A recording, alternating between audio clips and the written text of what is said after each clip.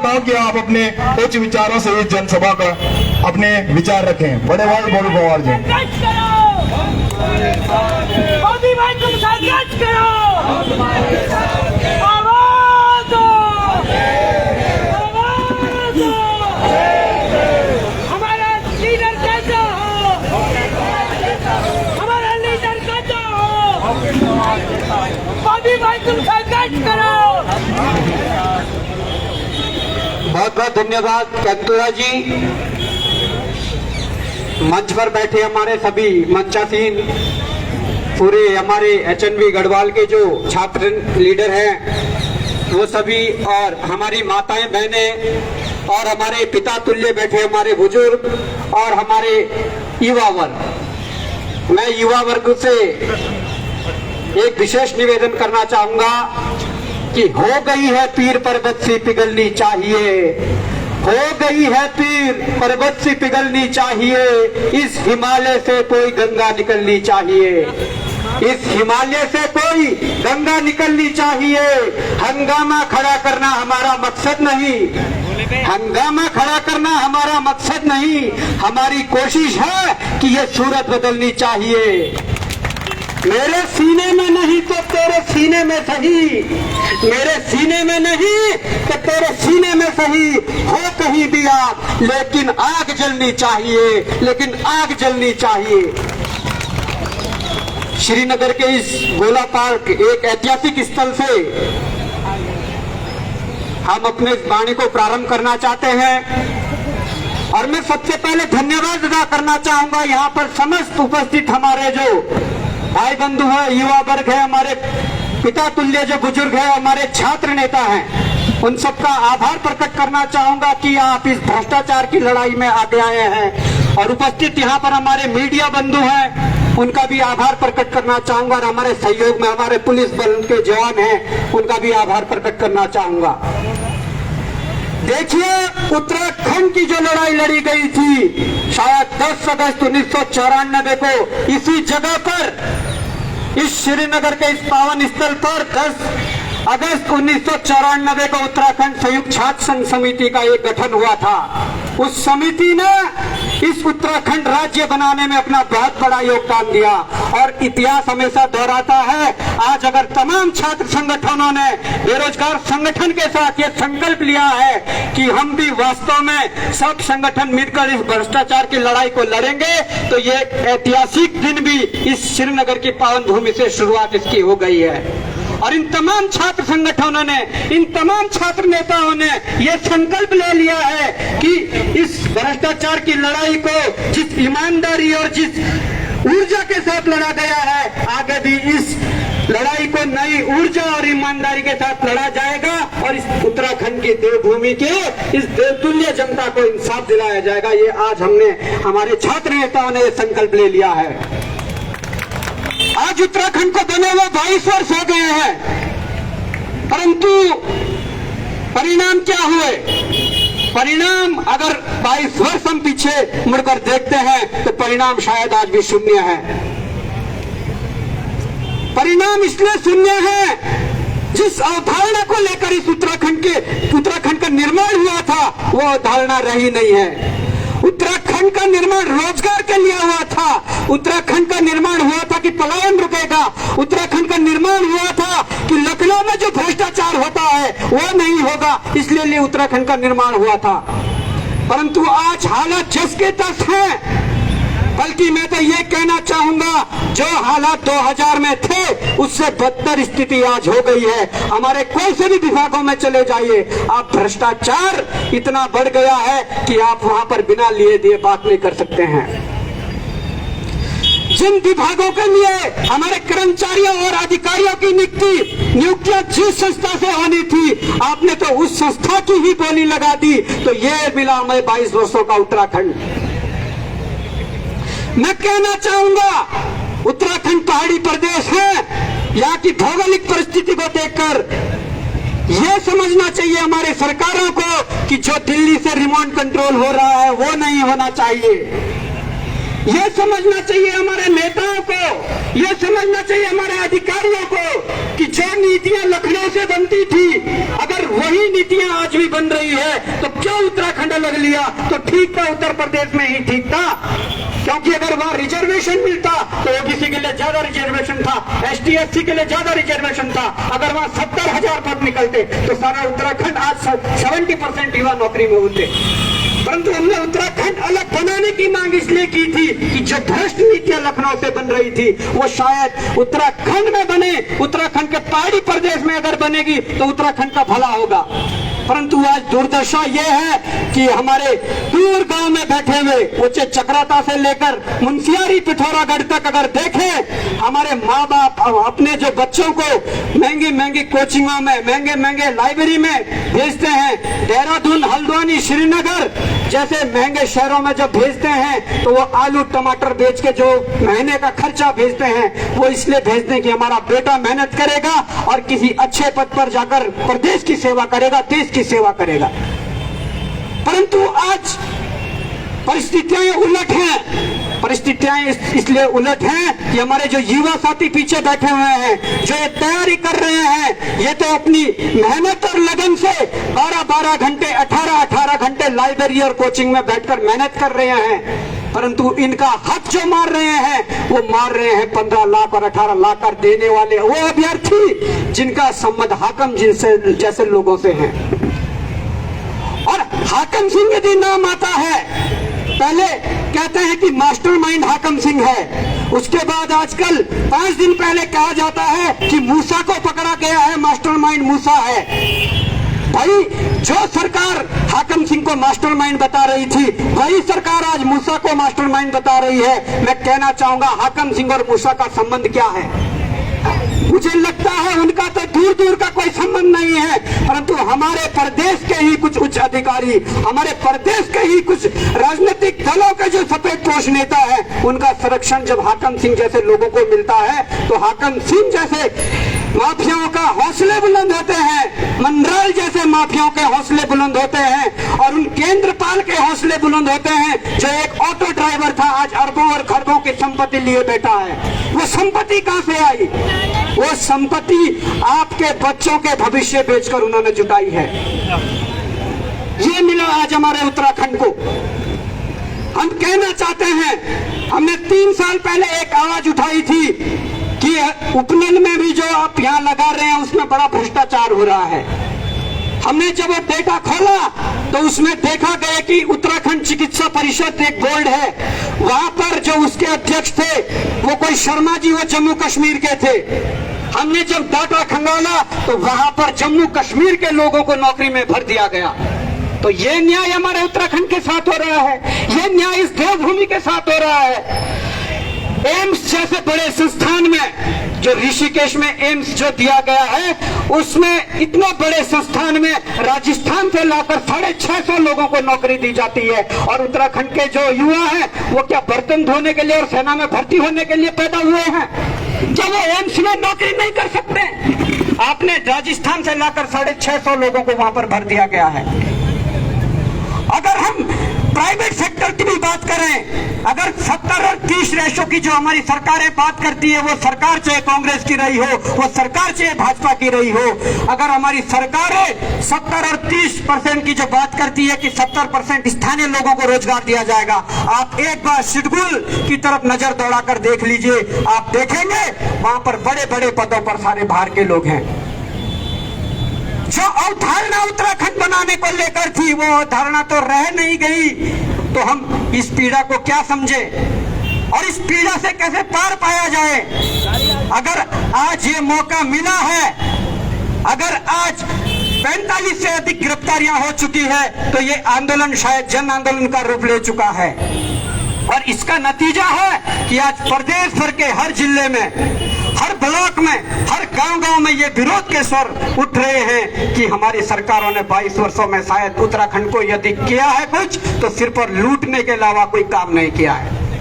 तो अगर ये स्वर हर गांव से, हर गली, हर मोहल्ले, हर शहर से उठ रहे हैं तो इन स्वरों को आगे ले जाना होगा। इस विरोध के स्वरों को आगे ले जाकर एक जन आंदोलन खड़ा करना पड़ेगा। वो जन आंदोलन ये हो सकता है कि हमने कहा कि हमें एक ऐसा सिस्टम चाहिए जहां पर हमारे पढ़ने वाले छात्रों के हाथ में कलम हो, वो कोचिंगों में जाकर पढ़े, वो लाइब्रेरी में बैठकर पढ़े, वो ये ना हो कि सड़कों पर आकर लड़े।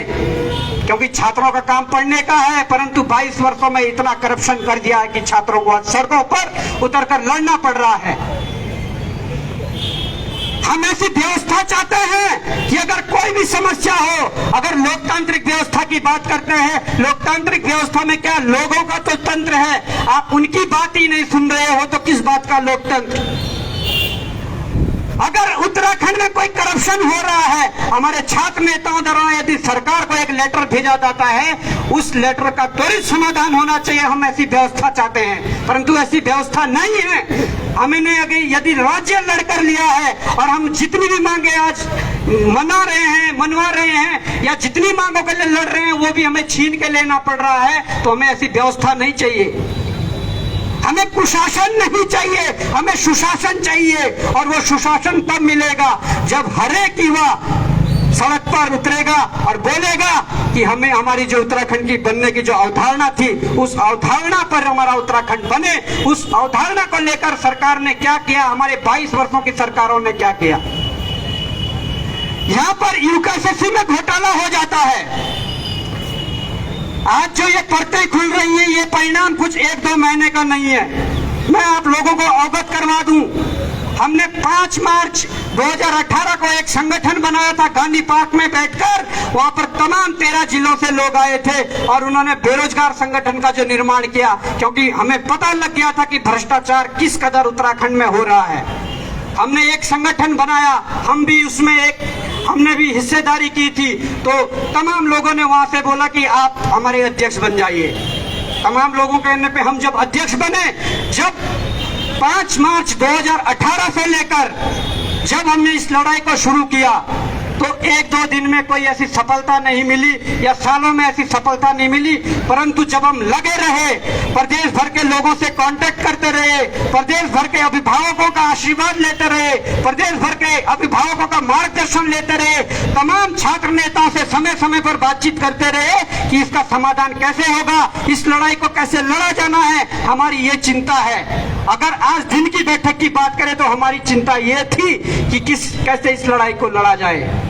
परंतु वो तो धन्य है कि इस पावन भूमि में ऐसे छात्र नेता है जिन्होंने हाँ में हाँ मिलाई और कहा ये किसी एक व्यक्तिगत संगठन की लड़ाई नहीं है, ये लड़ाई अब तमाम सामाजिक संगठन, तमाम छात्र संगठन लड़ेंगे। तो इससे बड़ी बात क्या हो सकती है। मुझे लगता है जो उत्तराखंड बनाने के लिए हमारे तमाम संगठन आगे आए थे और मिलकर लड़ाई लड़ी थी, तो शायद वो ऐतिहासिक पल दोबारा आने वाले। आज तमाम संगठनों ने हामी भरी है कि हम इस उत्तराखंड बचाने के लिए लड़ाई लड़ेंगे और इस लड़ाई को अंजाम तक पहुंचाएंगे।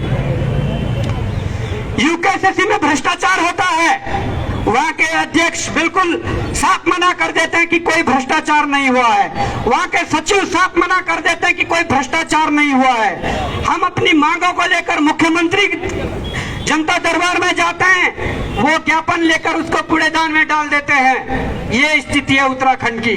परंतु जब आप जैसे लोगों ने, आप जैसे संघर्षशील लोगों ने अगर उस मुहिम को आगे बढ़ाया, तो मुख्यमंत्री को दबाव में आकर जांच के आदेश देने पड़ते हैं। और उस जांच के आदेश देने के बाद आज ये स्थिति है कि 46 गिरफ्तारियां हो चुकी है। ये आप सबकी जीत है, ये हर उस व्यक्ति की जीत है जिसने इस लड़ाई को, सीबीआई जांच हो, नपुंसक नेता और ठंडी प्रजा, ये वास्तविकता है उत्तराखंड की। हमें ये कहने में कोई परहेज नहीं होगा कि ये जो नपुंसक जो नेता है इसमें और जो ठंडी प्रजा है इसमें थोड़ा प्रजा को अपने अंदर आग जलानी होगी। मैंने कहा ना शुरुआत जब मैंने कही कि हो कहीं भी आग, लेकिन आग जलनी चाहिए, वो जलनी चाहिए। और जो ये नेता है ये बड़े बड़े भ्रष्टाचार कर देते हैं।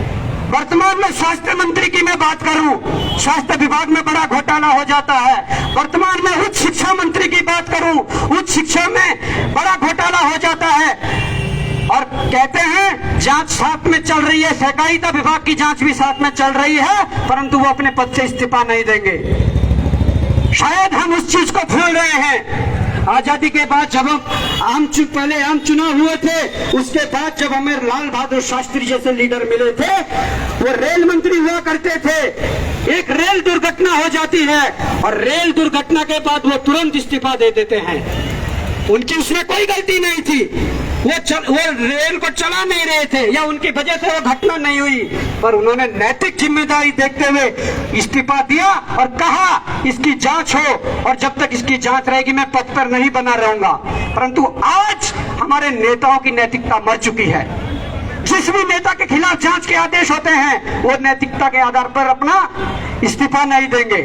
और सरकारें भी इतनी अंधी हो चुकी है, सरकारें इतनी बहरी हो चुकी है, उन्हें भी नहीं लगता, दिल्ली के रिमांड से चलने वाली सरकारों को भी ये नहीं लगता है कि शायद अगर हमारे मंत्री पर आरोप लग रहे हैं, शायद हमारे विधानसभा अध्यक्ष पर आरोप लग रहे हैं, तो पहले उनका इस्तीफा लिया जाए। सरकारें ये भी नहीं सोचती है, क्योंकि उन्हें पता है चुनाव के दौरान शराब बांटेंगे, मीट बांटेंगे, मोदी जी के जय जयकारे लगाएंगे या राहुल जी के जय जयकारे लगाएंगे, वोट तो मिल ही जाएगा।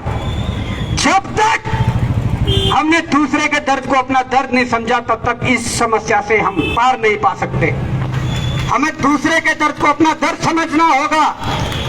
अगर आज भ्रष्टाचार यूकेएसएससी के अभ्यर्थियों के साथ हुआ है, वो इस पीड़ा से गुजर रहे हैं, तो उसको हमें अपना दर्द समझना होगा, क्योंकि यूकेपीएससी वाला अगर उस दर्द को आज नहीं समझेगा, कल यूकेपीएससी में भी घोटाला हो सकता है। और हुआ है। फॉरेस्ट गार्ड की जो भर्ती हुई है, उसमें जो एक माफिया थे, वो यूकेपीएससी में एक कर्मचारी है, वो जेल गए, जेल के बाद फिर ज्वाइन किया। ये व्यवस्था हमारे उत्तराखंड में बन चुकी है। मैं कहना चाहूंगा कि तलवारों की धारों पर इतिहास हमेशा बनता है, तलवारों की धारों पर इतिहास हमेशा बनता है। जिस और जवानी चलती है, उस और जमाना चलता है। जिस और जवानी चलती है, उस और जमाना चलता है।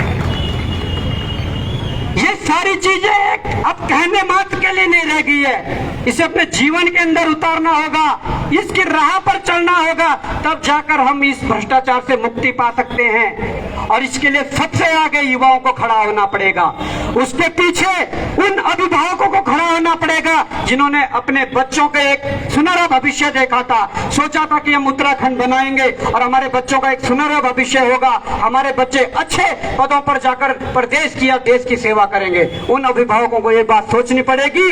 आज जितने भी लोग हैं, वो सब संकल्प लें और घर में जाकर ये बात करें, घर में बैठे माता जी से बात करें, घर में दादी जी से बात करें, घर में बैठे अपने पिताजी से बात करें कि हमारे प्रदेश में ये समस्या उत्पन्न हुई है, इस समस्या का समाधान सिर्फ ये है। हाँ, अपने किसी के राजनीतिक विचार किसी राजनीतिक दल से जुड़े हुए हो सकते हैं, परंतु वो सिर्फ आपसे झंडा डंडा उठाएंगे। जब काम की बात आएगी तो नौकरी पर कौन लग रहा है? कोई आरएसएस का है, उसके 52 लोग लग गए हैं। कोई कांग्रेस का बड़ा व्यक्ति है, उसके 150 लोग लग जाएंगे। कोई भाजपा का बड़ा व्यक्ति है, उसके 100 लोग लग जाएंगे। परिस्थितियां ये है, हमें आपसी में ही सुलझाना होगा और आपसी में ही अपनी पीड़ा को, एक दूसरे की पीड़ा को अपनी पीड़ा समझना होगा। कोई राजनीतिक दल वाला व्यक्ति या कोई बड़ा नेता हमारी पीड़ा को नहीं समझेगा। राजनीतिक व्यक्तियों की सबसे बड़ी खासियत होती है, वो सिर्फ आदमी को, इंसान को यूज करता है। वो चुनाव तक आपके आगे पीछे घूमेंगे, परंतु उसके बाद क्या है, उसके बाद आपका फोन भी नहीं उठाएंगे। इसलिए ठीक है, राजनीतिक दलों से जुड़ो, परंतु जहां पर ऐसी बात आए, जहां पर अपने हमारे अधिकारों पर कुठाराघात हो, वहां पर अपने अधिकारों को बचाने के लिए सबको आगे आना होगा।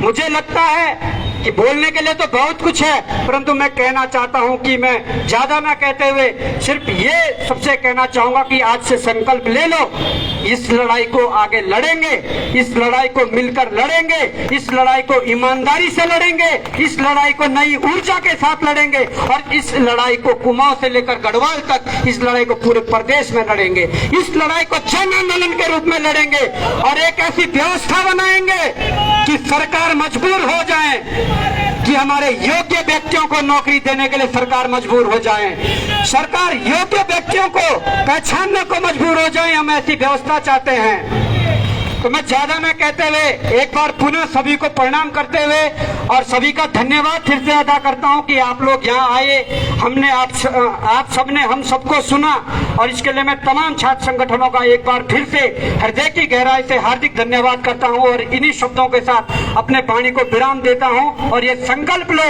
कि वास्तव में हम इस लड़ाई को अंजाम तक पहुंचा कर रहेंगे। जय उत्तराखंड, जय उत्तराखंड, जय हिंद, जय भारत, जय देवभूमि। जय कुमार, हमारी तुम संघर्ष करो, हम तुम्हारे